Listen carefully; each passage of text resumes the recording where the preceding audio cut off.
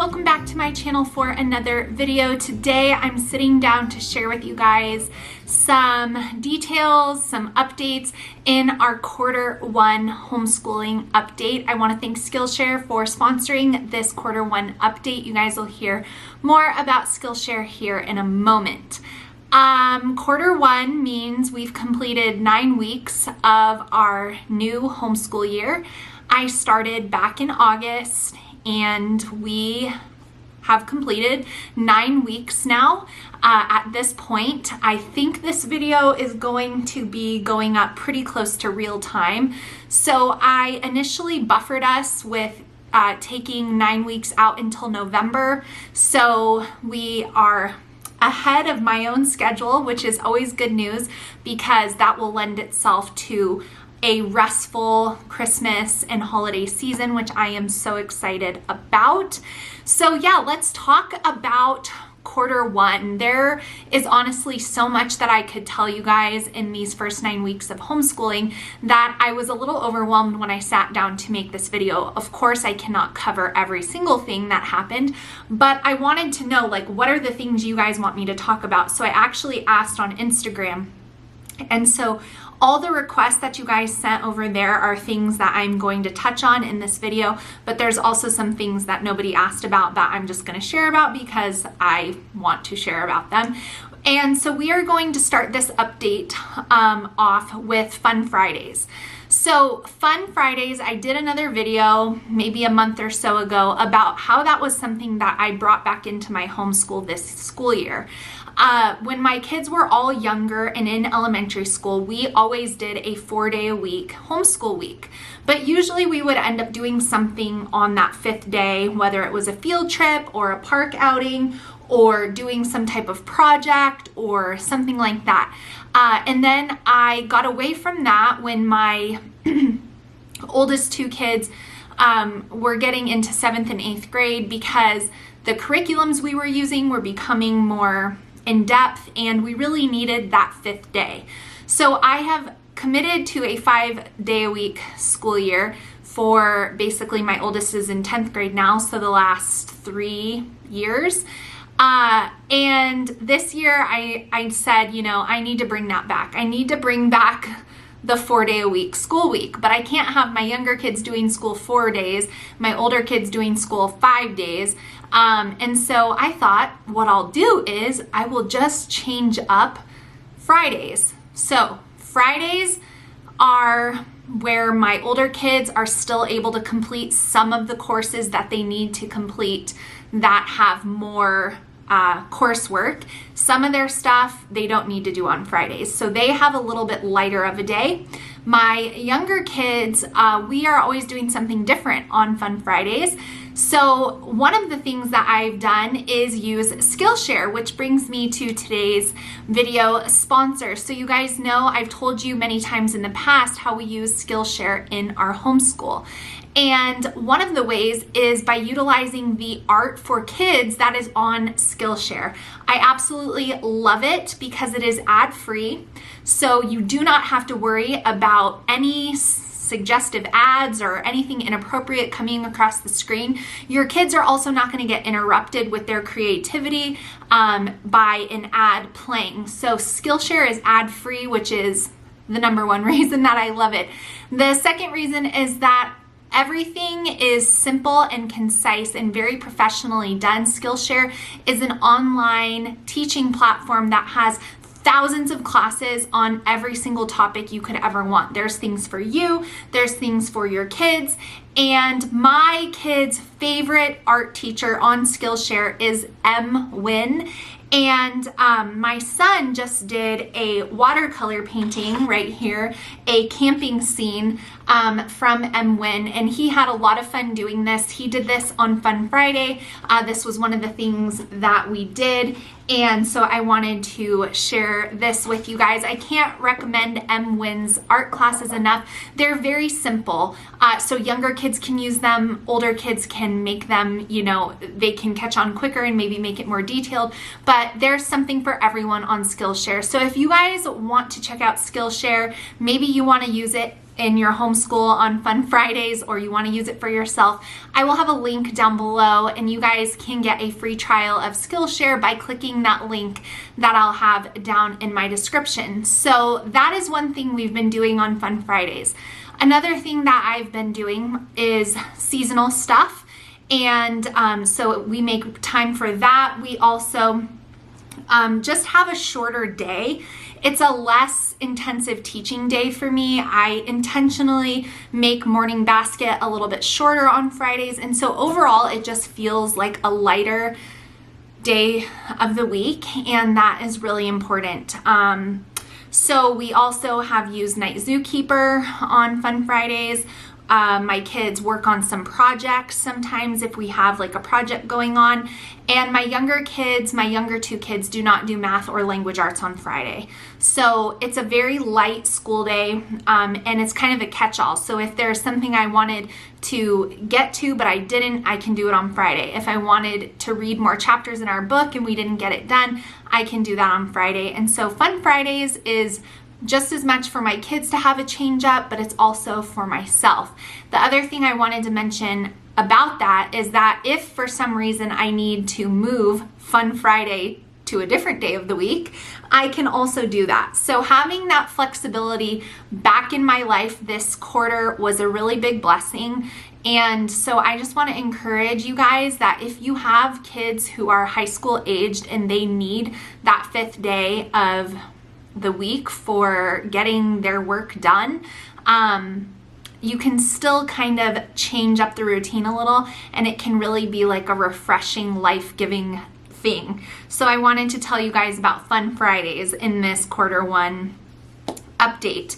As we move into quarter 2 and the holidays, Fun Friday will become even more fun because I'm gonna have a lot of really fun holiday and Christmas stuff from the winter bundle. And so yeah, really that's been a blessing. So I wanted to talk about Fun Friday, but let's back it up to the beginning of this school year. And let me just tell you guys that this start to this homeschool year was probably the most challenging start I've ever had to a homeschooling year. And I find it not at all coincidental that it comes on the heels of me really recommitting to be more relaxed, less stressed out for my own physical and mental well-being. And then we step back into homeschooling and it's like everything just piling on top of everything. And everything had nothing to do with school and everything to do with life. So I don't want to go into personal details, but I can just tell you guys that we were dealing with some scary medical stuff with one of my kids. We had a pet pass away. We had a major life change for one of my kids and major schedule changes because of that.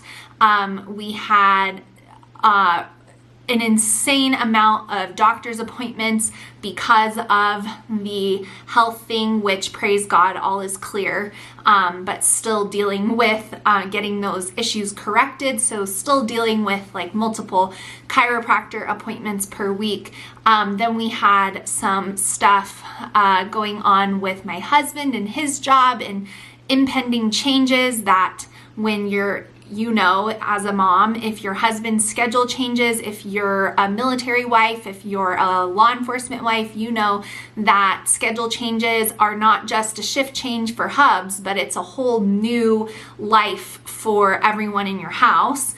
And we haven't done a life schedule change in over 4 years.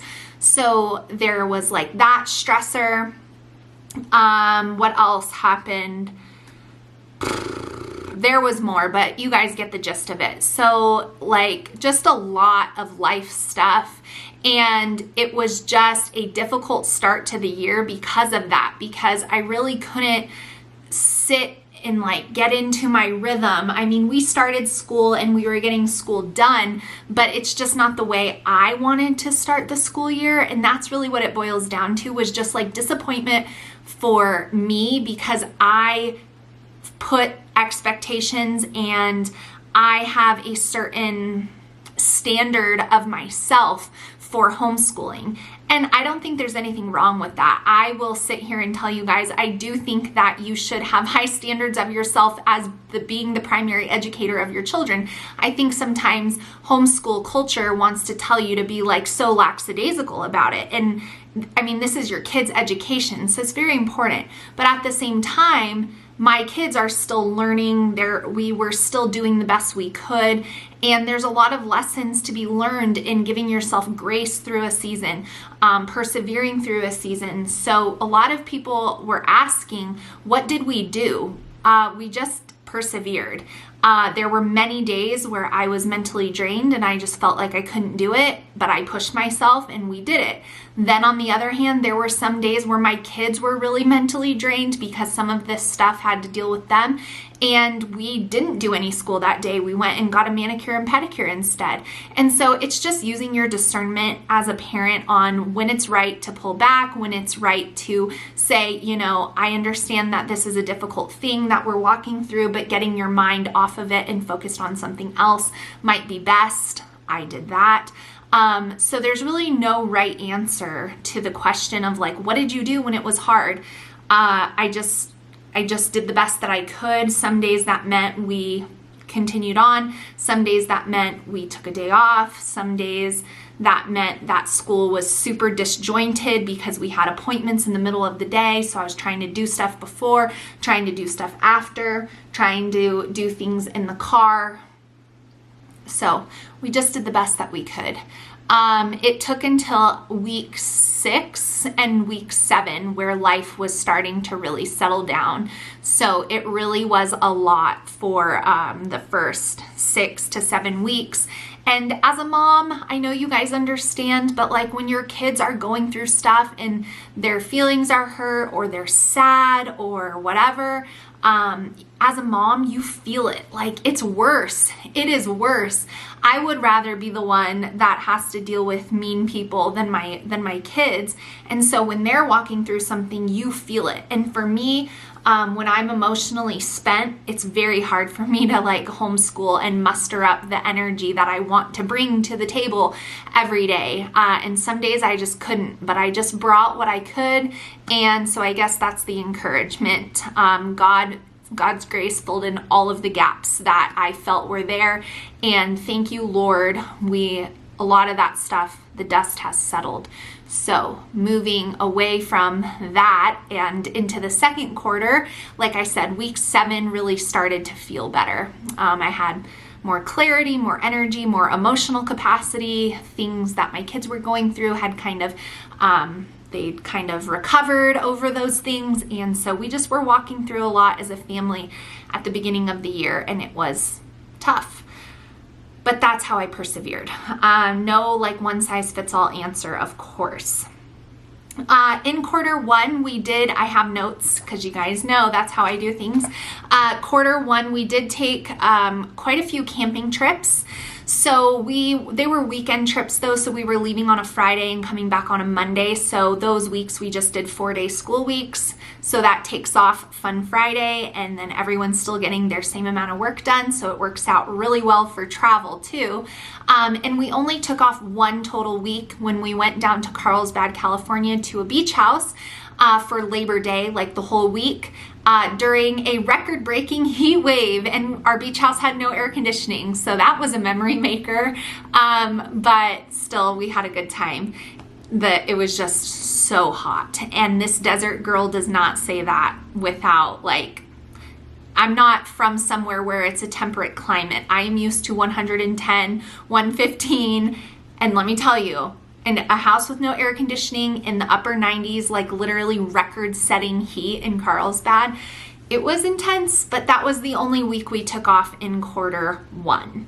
And like I said, we finished week 9 sooner than I gave myself like the outline for, so that'll work well because we'll just take a little more time now that the weather is beautiful where we are, and we're heading into Thanksgiving and Christmas. Both of those holidays will fall in quarter 2. So that'll all balance out in the end, and it's another testament of why I don't plan out all of my breaks at the beginning of the year. Only the first 6 weeks, and then we see where we're at. This In quarter one, we finished 3 science units from The Good and the Beautiful, which is hard to believe. One of them was the safety course, which is why I was able to move through that really, really fast. I do think the safety course, even the newer version, is best suited for kids under the age of 10. It brought up some good points about internet safety. That was like a good reminder for my older kids, but it's really a unit best geared for younger kids. So I was able to read like 2 or 3 lessons at a time just to refresh my kids' memories. So we completed that one. We completed maturation and reproduction. This is my second time doing that unit. I did it with my older 2 kids when they were in 6th and 7th grade, I think. And then my younger 2 kids did it this year when they're in 7th grade and 5th grade. So a little bit younger, but you know, in our current world and culture, I just felt like we needed to have those conversations. And I actually had my older kids sit in on it again. And I had a good talk with them about, you know, being mature, and they did really well. And so we did it all together again, and it was really good to go into conversations surrounding that topic again with my older kids, because now that they had the basics out of the way, it's like they had more questions as they've gotten older and they've seen things and just different questions. So we were able to really go pretty in depth with that, using that as like the spine, and then like branching out and going more, adding more in and just having conversations. I did that on purpose at the beginning of the school year because I wanted to get it done. You know, sometimes that chore that you're like, oh, dreading. Yeah, sometimes you just gotta like get it out of the way. That's what we did. And I was really blessed to be the one to have those conversations. I was very blessed by my children's responses and just their understanding of things.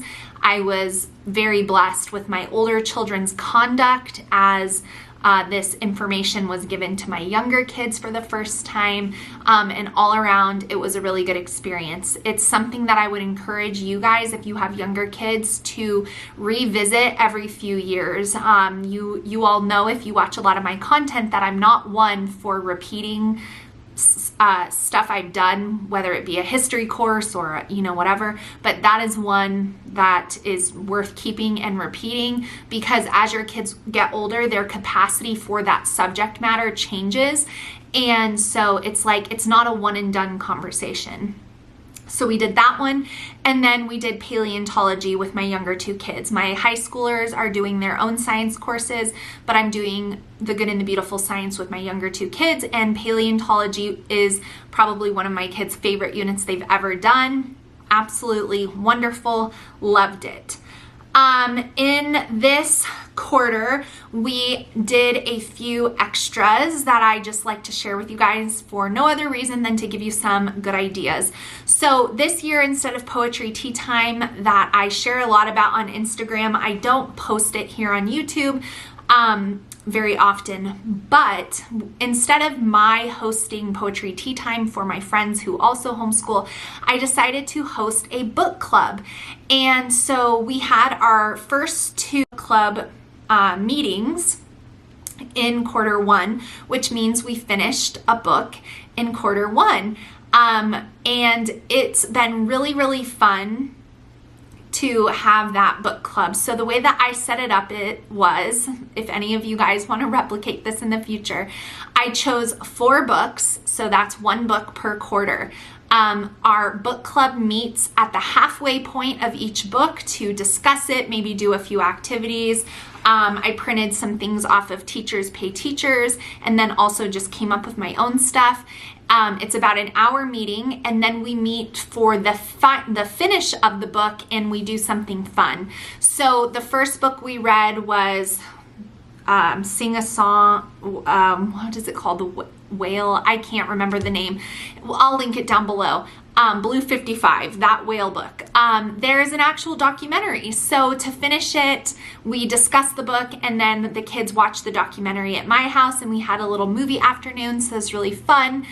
Moving into Q2, we're starting a new book for book club, and so that has been a fun thing that I have been hosting, and my kids and their friends seem to really like it.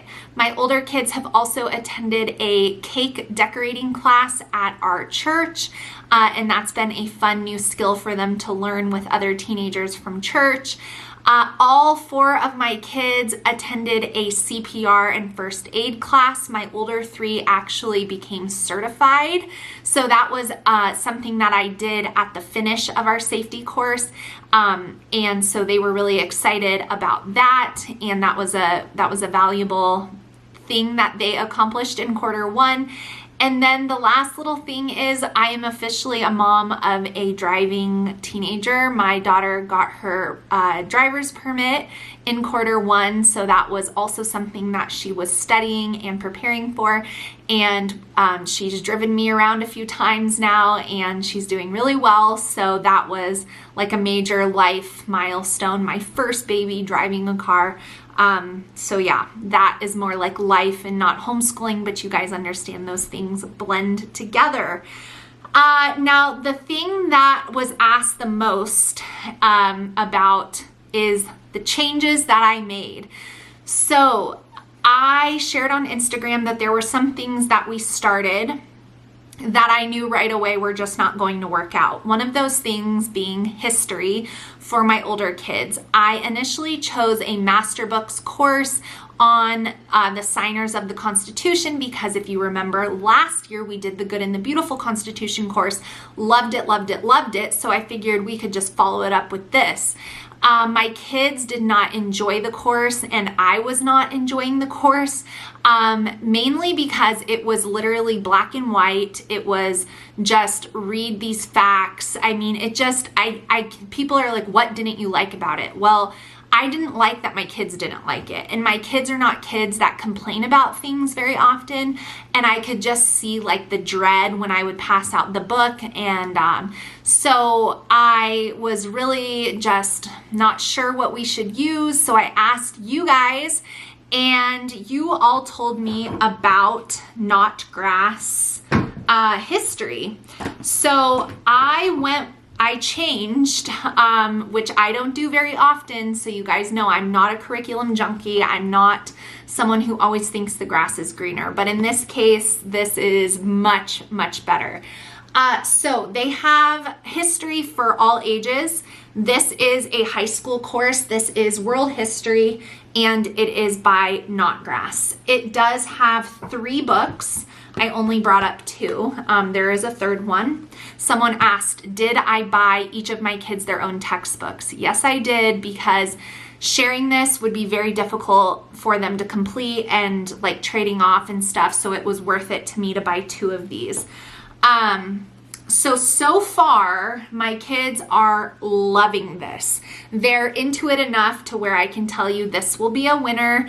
This will probably be the history that I stick with for the future for them, for high school as well. It is wonderfully done. What I really like about it is that you can do as much or as little with this as you want. So you can see on the back here that it says World History, English, and Bible for high school. So yes, you can use this for all 3 of those subjects. Or in my case, I already have my kids doing Bible. I already have my kids doing a language arts. So all I want is the history. So it's very easy to do that. So basically it has a whole section here on how to use the curriculum, which I'm going to do a whole review of this at some point, but I'm not going to do that in this video. So what I want to show you is for every unit, they have memory work, books used, and a project. So the projects can be done or they can be skipped, up to you. Each lesson is just reading the text here. So it is textbook, but it's very short, it's very manageable, but it's very thorough. And so this is not taking my kids hours a day, which I'm grateful for because my kids have a heavy workload. They have done the projects because they've wanted to do them. Some of them are very creative and fun. I've loved what they have decided on there. I've left that up to them. The other thing is that they can just read the information and you could discuss it, or they do have the student review books, which give them 10 daily questions on what they did in the lesson. So it's really simple. Let's see. It's very simple to use, very easy. So for example, like lesson 5 right here, you've got 10 questions, and then I have my kids just have a composition notebook and they write their answers down in there. And like you can see, lesson 6 at the top, and then, but this is optional. So you don't even have to do the questions if you felt like your kids didn't need to do them. What else can I tell you about this? It does have a book list, but since we're already doing so much literature, we're not doing that this year. We're simply doing the history lessons and the 10 questions, and my kids will have the option to do the project. If they do one for like unit 1, then for unit 2, it's optional, but I'll have them do one like alternating. There is an optional quiz and exam book that you can purchase. Again, very simple. He got 100% on this. It's a multiple choice or like a matching thing. Very just make sure they understand. So I did get this, and we've been doing that, and it's been really, really wonderful. So next year, maybe I will have them use it for Bible, language arts, and history, and use it in its fullness, but maybe I'll just have them do history. I don't know, but it's been amazing. My kids really, really like it. The information is so solid. I can't recommend it enough. Also very affordable for a high school course, and I'm very, very happy with it. So my kids, my older kids, are now doing this every day. After morning basket, they do this. Usually when I'm doing a science lesson with my younger 2, they move over to the kitchen counter so that they're like not at the table being distracted. Sometimes they are because my kids still like dinosaurs, but that's just the way that it goes. But they're doing this every day. So my initial thought of like alternating history is not needed because they are totally doing that on their own. And we are just like discussing it, and I'm just keeping like a heart, like just making sure that they're good and making sure it's done, giving them the quizzes when they finish, and then on the days that they have their projects at the end of each unit, then we sit down and I have them present to me like what they did. And it's been really, really good. An answer to prayer. Now, along with that, they also do have an answer key. So that, I love it. Highly recommend. My younger 2 kids are doing Beautiful Feet books, Early American History. Now, this is a totally different approach than Knotgrass in some ways, but this is literature-based history curriculum. So it means that you're basically teaching your children history through the reading of living books. I love the philosophy. If you remember and you're an OG viewer, I started with Sunlight because I love teaching my kids that way. Then I found The Good and the Beautiful, and it worked for all 4 of my kids, and we did all 4 years, and we loved it, which is why finding something after The Good and the Beautiful's history was so hard for me, which just happened this school year because we were so satisfied with The Good and the Beautiful. It was enough for my younger kids. It was enough for my older kids. The lessons were just the right amount of time. It covered all the things I wanted it to. It was just really, really well done. But again, I'm not a mom that likes to go back and redo curriculum. So this year was the first year that I needed to find something that worked for my kids in high school and my younger kids. So that Knotgrass is a switch from Master Books. I won't ever make that mistake again. Beautiful Feet. Basically, you read a chapter book, and it tells you what the book is, and it's obviously on early American history. And every day there's a lesson. So like this is lesson 16, After you read, there's comprehension questions, which I enjoy because it's just narration, discussion, very good. There's websites you can visit. We don't always go to those. There's projects that your kids can do. We don't always do all the projects. So what can I tell you about Beautiful Feet books? So far, I love going back to a literature-based history program for my younger kids. For so long, I've felt like my younger kids were learning like higher level stuff because in homeschool, a lot of times when you have a mix of ages, you kind of have to work at the older kids level and then just kind of taper it down for the youngers. But this is definitely for younger kids. I almost feel like it's a little too elementary for my kids. Just because they came from The Good and the Beautiful. I think it's perfect for my 5th grader, but my 7th grader is a history theologian. Literally, he reads textbooks on his own. He knows more than I do, and I have no problem saying that. So it's not like he's not learning anything new. He's listening to these great stories, but he's just so advanced in this subject matter that I know it's like he's just enjoying listening to the books. So the curriculum so far is working out well. Like I said, it's just basically reading each day, which I was already doing anyway. So I alternate our book club read aloud with our read aloud for this if it's a chapter book. If it's not a chapter book, because there are some picture books that come with it, then I'm reading a missionary story on that day. So that's kind of how I'm doing it. This curriculum will work if you are okay with not doing everything on the page. If I was making myself do every project, dressing up like a Viking, making a Viking meal, not that anything is wrong with that, but if you feel the need to do everything listed there, then this might be a little bit much for you. Because I just don't want to and don't have the capacity to do projects like that all the time. Now, we did do some, so don't get me wrong, but I'm just not doing it every day. And that's been totally fine. So far we've gone through early Native Americans, and then we moved into Vikings. And so far I like it. I will say though, that it's got a little bit of an undertone that I don't really love. And that's okay, because history curriculum is one of those things that you really just have to take what is good and what you value and teach on that, and then leave out the parts that you don't. So it's not obviously anti-American, because if it was, I wouldn't be using it, but it is a little more, it's got a little bit of an undertone. So just know that, the literature is great. The books that we've read have been great, but it does have a lot of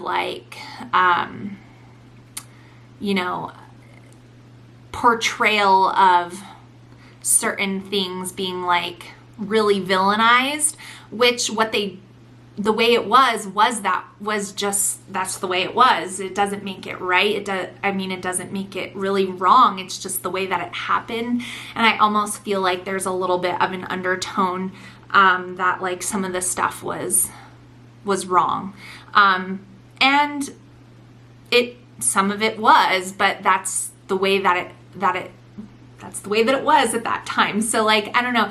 I have a hard time holding people in history accountable to today's standards, because what is today's standard of acceptable was not the case in the 1400s. So there's that. I like it. We're going to keep using it. I like the books, but I'm just saying, and if you know me, you know. So that's my thoughts on that. That history was something you guys wanted to hear about. So I hope that you enjoyed this Q1 update. That's all I have time to share with you, because there was a lot to talk about with history. I finally feel like we're in a groove. I'm so excited for the Christmas and holiday season in quarter 2 of our homeschool year. All the hard stuff I'm hoping is out of the way and we can just persevere on. And I'll be back at the end of quarter 2 to give you guys another update. Make sure you check out the links to Skillshare down below. That will, you guys can try it out using my link for free for a 7-day trial. And I think that's it. So thanks for listening to me chat. If you have any questions, leave them down below. Give me a thumbs up before you go. It's a free way to support my channel, and I will see you guys again really soon. Bye, friends.